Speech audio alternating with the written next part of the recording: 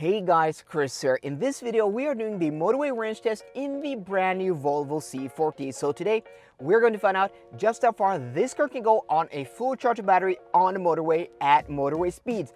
But you may be thinking, Chris, didn't you just do this test the other day in this exact same car? You are 100% correct, but if you saw that video, you know that it was a complete disaster. So the conditions were quite bad when we started. It started snowing and it just got worse and worse and worse. There was a lot of slush in the road and a lot of wet snow, and then it was windy. The conditions were terrible.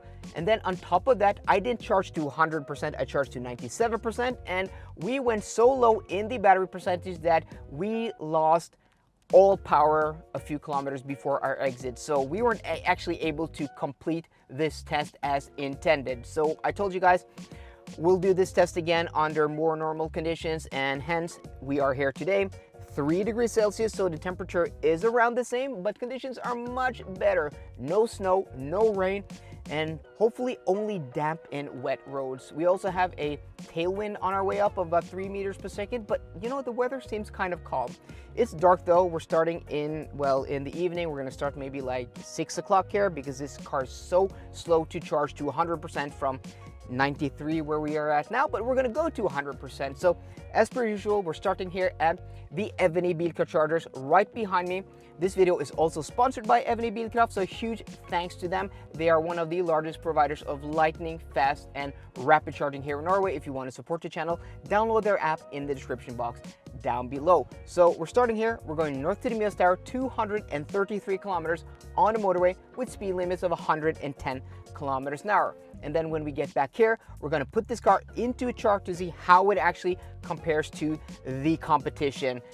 Yesterday's video, the other day, you know, it was dead last, well, second to last, but kind of terrible. So today, crossing my fingers that we'll actually get a clean run. So we're gonna go to 100% here. It's gonna take, I don't know, maybe an hour, and then I'll see you guys on the road.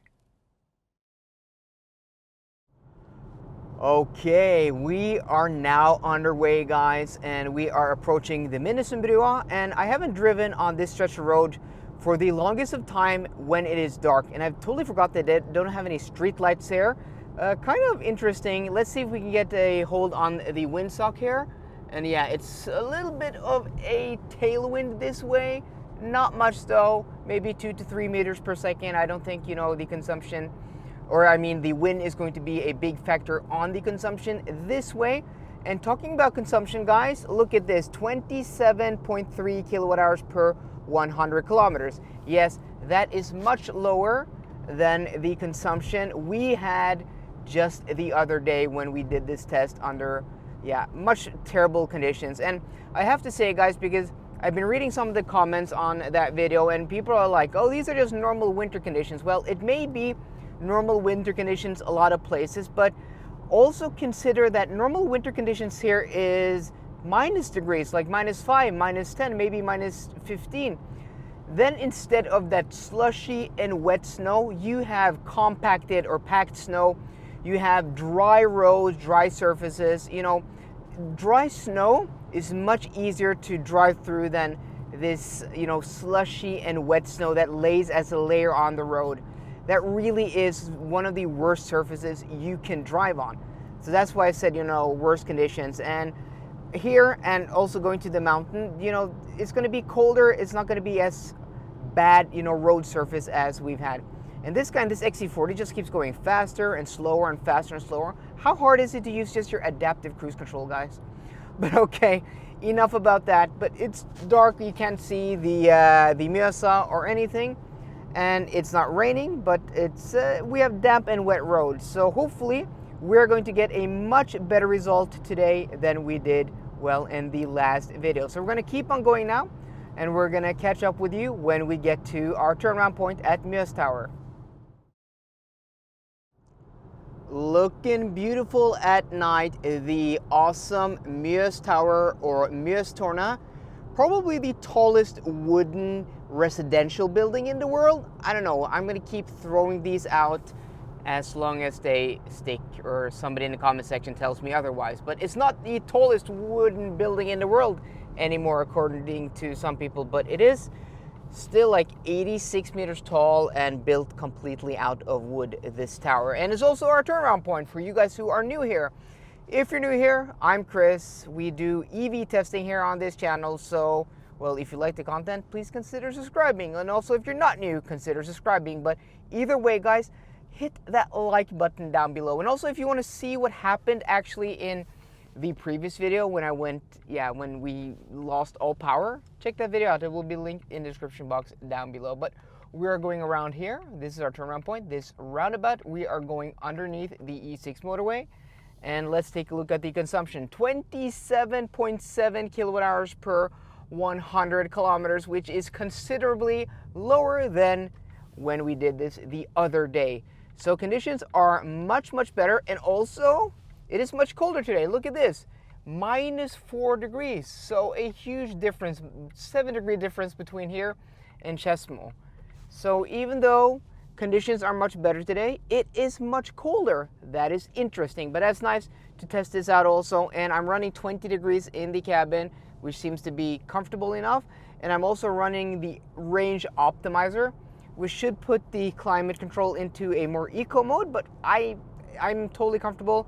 I'm sitting here with my down jacket, but not my thickest down jacket. This is quite thin actually. It's like almost like a fall jacket, so not too bad. So yeah, okay, let's head back to Skedsmo Korset, and I'm really interested to find out the final results when we get back there. But yeah, -4 degrees, guys. It's pretty cold.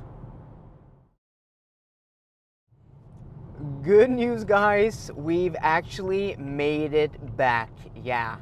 Well, I wasn't in doubt that we would actually make it back under these conditions, because monitoring, you know, the battery percentage and also the consumption during this trip, yeah, it's been completely different, or not completely different, but it's been quite a different trip than the other day. So we're gonna stop here. The timer, once we get into the roundabout, is gonna be 2 hours and 2 minutes, 2.5 minutes, 2 hours and 2.5 minutes.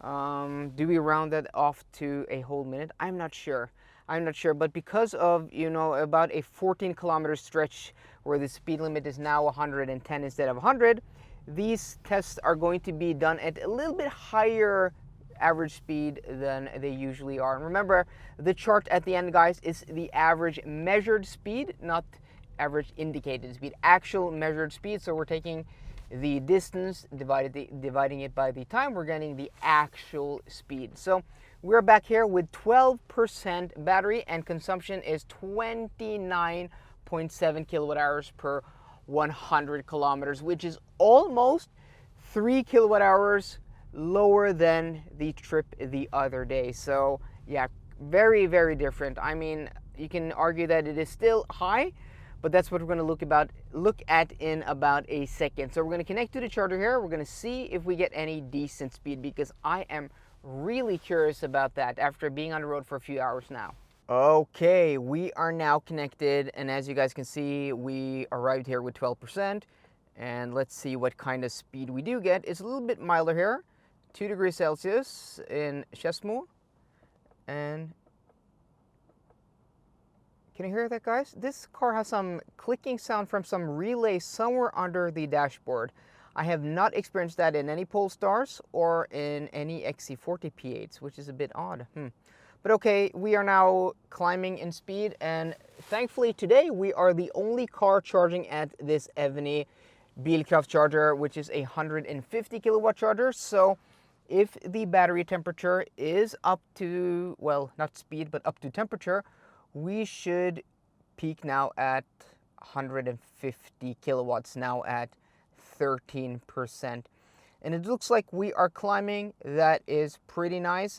So remember, guys, we are now I did not navigate to the charger here, which is a test I do. This is part of the test, not navigating to this so the car does not preheat. So we do that for 2 different reasons. First, we do that just to get your actual, you know, your realistic consumption and range, considering you're not navigating to a charger. Maybe you're going to a final destination and you want a slow charge, or just want to get there to see how much range you can actually eke out of the car. And also, we want to see what kind of charging speed we do get if we don't preheat. And this is the charging speed we do get. 123 kilowatts seems to be the peak, but I think this battery pack maybe has the speed up to like 20-25%, and then we will maybe hit it a little bit later. But also, per usual, we also do the 10 to 80% charging time and charging speed test. And in that test, cars that do have, you know, preheating via navigation, we then navigate to the car to see actually if the car delivers on promise. But looks like we are now at 16% and we are peaking at a 123%. So before we check back before we check back in on the charging a little bit later, I want to show you guys the ambient lighting in this C40, which to my surprise is pretty awesome. I did not know that this car had ambient lighting. Look at this, guys. This is so cool. So the panel, the decor here on the dashboard and on the doors is backlit. I have not seen anything like this before in any car. Or I'm lying, actually. I've seen it in one car, and that was a concept car when I was in Munich at the IAA International Auto Show, and I got to interview Max Mizzoni, the head of design at Polestar, who also was head of design at Volvo also. He showed me that there was along the floor in the Polestar precept. Check that link in the check the link to that video in the description box down below if you want to check that out. But that had a similar concept, and it's so cool that they have actually implemented it here in this car. So this is pretty awesome. Does it have it on the rear doors? No, only on the front doors. But I don't know if the camera's catching it. It really gives a completely different ambiance and atmosphere in here than other cars that have, you know, the traditional ambient lighting. So this is really cool. I really hope that Volvo and Polestar bring this forward because their interior ambient lighting game has been kind of subpar compared to the Germans. But okay, guys, let's check in now at 19%, and we are charging at 137 kilowatts. So this is what I expected that we will pick up speed. So lastly, we're going to check in again at around 30% to see if we hit that peak speed. As I suspected, guys, now we're at 24% and we are peaking at 148 kilowatts. Maybe we'll peak a little bit higher a little bit later, but well, this is good enough. I mean, within a kilowatt or 2 or 3 of its peak speed, yeah, that is good enough. So this is quite good, you know, just driving normal without even, you know, preheating, getting that peak charging speed. So yeah, impressive.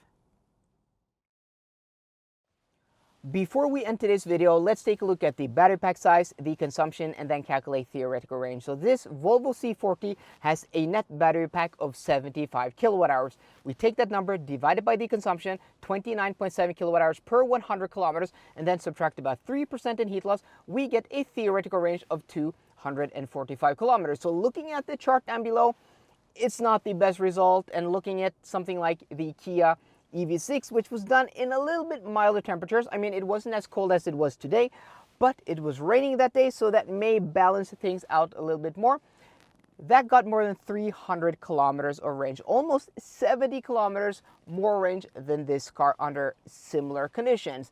But it's when you really look at the compared to WLTP rated numbers, you can see how good or bad an EV is, because, you know, just outright range doesn't tell the whole story.